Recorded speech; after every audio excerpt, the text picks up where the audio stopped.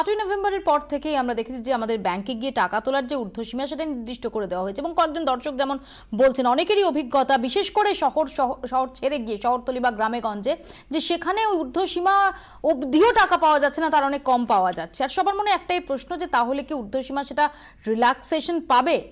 আর এখানে দাঁড়িয়েই বড়সড় প্রশ্ন তুলে দিচ্ছেন বিশেষজ্ঞরা। मैंने सिर्फ देश से 50 दिन मांगे हैं, 50 दिन। 30 दिसंबर तक मुझे मौका दीजिए मेरे भाई। अगर 30 दिसंबर के बाद कोई मेरी कमी रह जाए, कोई मेरी गलती निकल जाए, कोई मेरा गलत इरादा निकल जाए, आप जिस चौराहे में मुझे खड़ा करेंगे मैं खड़ा होकर के देश जो सजा करेगा वो सजा भुगतने के लिए तैयार है। 50 দিন শেষ হতে আর মাত্র 3 সপ্তাহ বাকি নেই। নোটের রেশন দিব্যি বহাল তবিয়তে। এটিএম থেকে দিনে টাকা তোলার ঊর্ধ্বসীমা 2500 টাকা। সেভিংস অ্যাকাউন্টের ক্ষেত্রে ব্যাংক এটিএম মিলে সপ্তাহে তোলা যাবে সর্বাধিক 24,000 টাকা। সরকারি নির্দেশ থাকলেও নোটের অভাবে বহু ক্ষেত্রে ব্যাংক একেবারে 24,000 টাকা দিচ্ছে না। 3 মাসের বেশি পুরনো কারেন্ট অ্যাকাউন্টে সপ্তাহে টাকা তোলার ঊর্ধ্বসীমা 50,000 টাকা।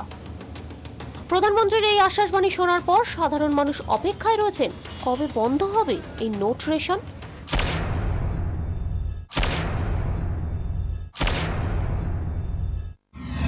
নোট বাতিলের সময় বাজারে ছিল প্রায় 15.5 লক্ষ কোটি টাকার অচল নোট।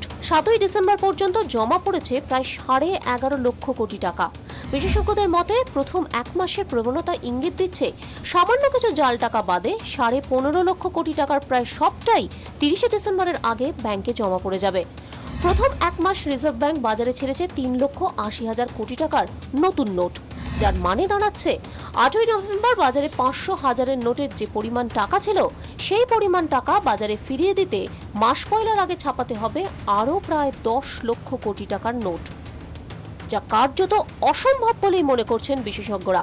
তারা বলছেন অচল নোটে জমা পড়া টাকার তুলনায় নতুন নোটের চাহিদা কম হতে পারে প্রধানত 4টি কারণে। জাল টাকা এবং কালো টাকার একটা অংশ ব্যাংকে জমা পড়বে না। মানুষ তার হাতের সঞ্চয়ে ব্যাংকে জমা দেওয়ার পর সবটাই আবার তুলে নিতে চাইবেন না। ক্যাশলেস লেনদেনের প্রবণতা বাড়লে নোটের চাহিদা কিছুটা কম হবে।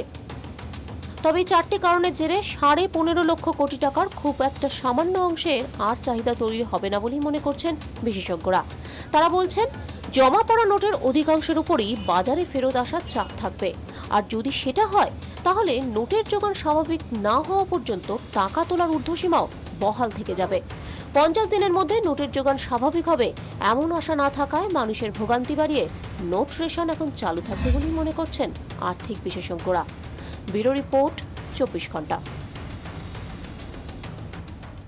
সৈকত বাবু, ঊর্ধ্বসীমা এখন সেটাতে ছাড় দেওয়া, সেটা বাড়ানো, তার কোনো রকম সম্ভাবনা দেখেন? যেটা ঊর্ধ্বসীমা রয়েছে সেটাই অনেকে পাচ্ছেন না। বলা হচ্ছে যে 2,500 টাকা এটিএম থেকে তোলা যায়। অনেক এটিএমই খালি 2,000-এর রয়েছে, নোট পাওয়া যাচ্ছে, সেখানে 500 পাওয়া যাচ্ছে না, 100 পাওয়া যাচ্ছে না। আমি অনেক সময় তুলছি যেখান থেকে 2,000 টাকার নোট বেরিয়ে আসে, 2,500 কিন্তু পাচ্ছি না। 2,500 দিলেই সেটা কিন্তু রিফিউজড হয়ে যাচ্ছে। 1, 2 হচ্ছে যে 24,000 যদি ব্যাংকে তুলতে যান, অনেক ব্যাংকে এবং শহরতলি এবং গ্রামাঞ্চলে সবচেয়ে বেশি, শহরে হচ্ছে না তা নয়, পুরো 24,000 টাকা এক লপ্তে আপনি তুলতে বেশিরভাগ জায়গায় পারবেন না। এবং এইটা হচ্ছে আপার লিমিট। এই আপার লিমিটের মধ্যে ব্যাংকিং সিস্টেম আপনাকে টাকা সপ্তাহে দিতে পারবে, কিন্তু সেইটার ব্যাংকিং সিস্টেম এখনো ব্যাংকিং সিস্টেমের ক্যাপাবিলিটি নেই। এক ধরনের রেশনিং অলরেডি সরকার ইম্পোজ করেছে, তারপরে ব্যাংকের ভেতর থেকে কিন্তু ওদেরও তো জুঝে উঠতে হবে। ব্যাংকের ভেতর থেকে কিন্তু আরেকটা রেশনিং, ডাবল রেশনিং হয়ে যাচ্ছে। এবং এই রেশনিং সিস্টেম আমার মনে হয় না স্বাভাবিক পরিস্থিতি যতদিন না আসছে ততদিন কিন্তু এই রেশনিং সিস্টেম আসবে। দুজন দর্শক টেলিফোন লাইনে অপেক্ষা করছেন। চঞ্চল সরকার রয়েছেন, বলুন প্লিজ। হ্যাঁ, আমি দুটি কথা বলতে চাই। একটা হচ্ছে যে আমার রাস্তাটা খারাপ হলো, আমি জানি অদূর ভবিষ্যতে ওটা ঠিক হওয়ার জন্য আমায় করতে হবে।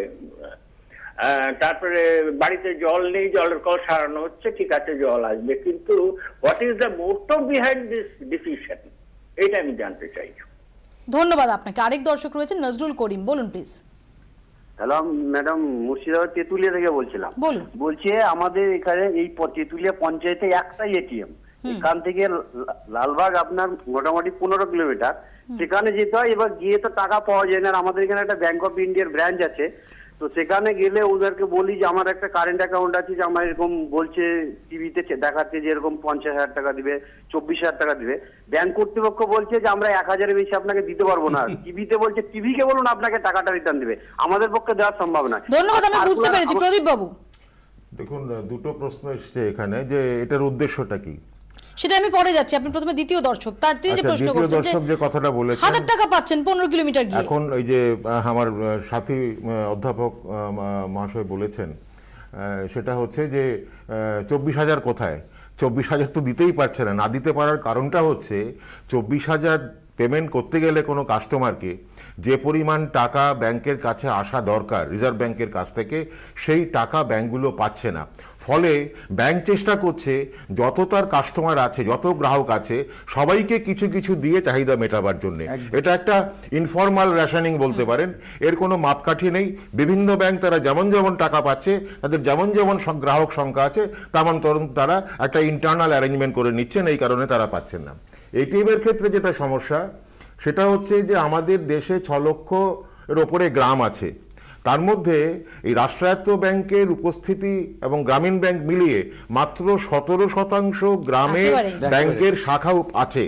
বাকি জায়গাটা হচ্ছে সবটাই হচ্ছে সমবায় ব্যাংক। এখন ঊর্ধ্বসীমা বাড়িয়ে দেওয়া সেটা অন্তত এই মুহূর্তে সম্ভব নেই। আমি সৈকত বাবুর কাছে আসবো। আরেক দর্শকের যে প্রশ্নটা ছিল, যে উদ্দেশ্যটা কি, যে উদ্দেশ্যগুলো বলা হয়েছিল সৈকত বাবু আপনিও কিছুক্ষণ আগে বলছেন। এক, আমরা দেখছি অনেকটা যেটা কালো টাকা মনে করা হয়েছিল, যেটা মনে হয়েছিল যে ব্যাংকিং চ্যানেলে ফিরবে না, তার একটা বড় অংশ কিন্তু ফিরে গেছে, নাম্বার 1। নাম্বার 2, এমন অনেক জায়গা থেকে নতুন কারেন্সি হিউজ অ্যামাউন্টে পাওয়া যাচ্ছে, অর্থাৎ কিছু কালোবাজারির হাতে, কিছু হোর্ডারের হাতে ইতিমধ্যেই নতুন কারেন্সি চলে গেছে। তাহলে এই যে কষ্টটা ফাইনালি কোন লক্ষ্যে, কোন উদ্দেশ্যে? দেখুন, আমি প্রথমেই একটা কথা বলেছি যে কাউন্টারফেট কারেন্সি বা জাল নোট যেটা রয়েছে, সেটা হয়তো সাময়িকভাবে সিস্টেম থেকে বছর 2 টিল নতুন আবার কাউন্টারফেট কারেন্সি তৈরি হয়, ততদিন হয়তো থাকবে। যদি ফুল প্রুফ হয় তাহলে আর হয়তো আসবে না। কিন্তু যেটা আরো বড় টার্গেট ছিল, যে কাউন্টারফেট কারেন্সির থেকেও যেটা বারবার প্রধানমন্ত্রী বলার চেষ্টা করেছেন, ব্ল্যাক মানি, ব্ল্যাক ইনকাম এবং ব্ল্যাক ওয়েলথের ওপর আনার একটা, আমার মনে হয় না এই অপারেশনে ব্ল্যাক ওয়েলথ, ব্ল্যাক ইনকাম এক অংশেও যাবে। ব্ল্যাক মানি হয়তো খানিকটা হয়তো চলে গেলেও চলে যেতে পারে, কিন্তু ব্ল্যাক ইনকাম যেটা আপনি কারেন্সি ফর্মে রাখছেন না, অন্য ফর্মেতে সঙ্গে সঙ্গে সেটা। আমাদের সময় একদম শেষ, আমাদের এখানে শেষ করতে হবে। কিন্তু আমাদের যেমন সময় শেষ হচ্ছে, তেমনি ঘড়ির টিকটিকের সঙ্গে সঙ্গে কিন্তু প্রধানমন্ত্রীর নিজেকে দেওয়া যে ডেডলাইন দেশবাসীর সামনে, সেটাও শেষ হওয়ার দিকে ক্রমশ এগোচ্ছে। আর মাত্র 18 দিন বাকি আছে, যেটা অনেকেই মনে করছেন এই মিশনটা আসলে ইম্পসিবল একটা মিশন। সত্যি কি অন্য মেজার্সগুলো নিয়ে এই পরিস্থিতি সামাল দেওয়া যাবে? এটা এই মুহূর্তে একটা কড়া চ্যালেঞ্জ প্রধানমন্ত্রীর সামনে। আপাতত এখানেই শেষ করছি আমার 24। সঙ্গে থাকুন 24 ঘন্টা।